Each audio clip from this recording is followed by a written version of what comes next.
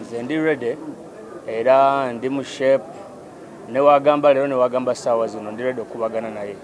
Ensobe eri emu tetugenda kubagana. Tetugenda kubagana. Si kubagana, si kulwana. Awula guno muzannyo. So akategedde muzannyo. Nkozesa skills, nkozesa endurance, byonna ngenda bikozesa okumakinga sure mpangula. Oba kubagana oba muzannyo nze ngenda makinga sure Rickman mwebasa. Kubadda nze kubadda mu ssomero.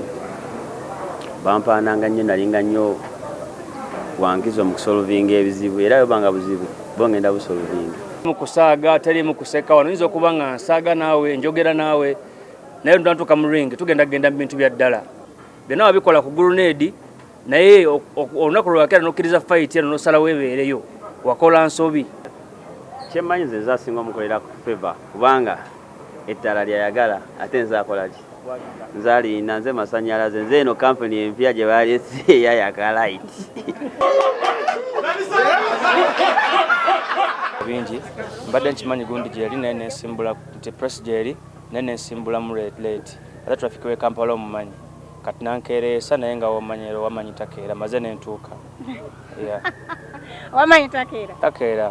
Munno gw'oyogera nnyo simanyi biki tolina maanyi kibadde wano era ffe tumanyi bagenda kukuba. Anjogera nnyo kuba nebirivingiramu mu kino ekintu ate buli bwensoma waliwo comments zensoma nga zimupika kati zinnyongera ekibuli mubuulira amazima kuba buli muntu aliyo ng'ayogera nnyo bawandiika zi comment bagenda beera disappointed kuba musajja waabwe ngenda mukuba.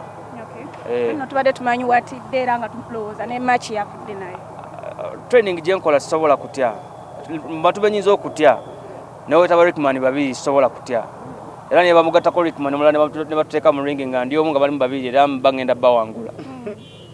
Naye fa tugambye oyo Shakib ayogera nnyo mwe mulinde mu ring. Naye ayogera nnyo naye ayogerera ku online wajja wendi nga asirika era kimanyi nga sena gyabadde ayogera nnyo si bwe kiri naye bwe nsena kakkana naye wombeeka afuna empisa nga ndabye n'afukamira.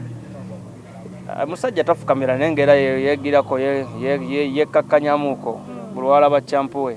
So luli ebyakazoola mwali muzannyamu? Ebyakazoola ebyo nali njagala nayita abantu ab'enjawulo bangi abamu ku mukimanyi naye ne bajja nga beebuzaabuza kati ye n'avaayo n'agamba nze ndi ready okutandika kitu kino naawe abalala bajja kujamping bajja kukibuukirira okuba bajja kyagala yensonga kiwaliyo fight ye n'olunaku lwe namuzannya yali mulwadde naye ne yeewaayo olw'okuba musajja muvumu ajja abeeremu mu ring.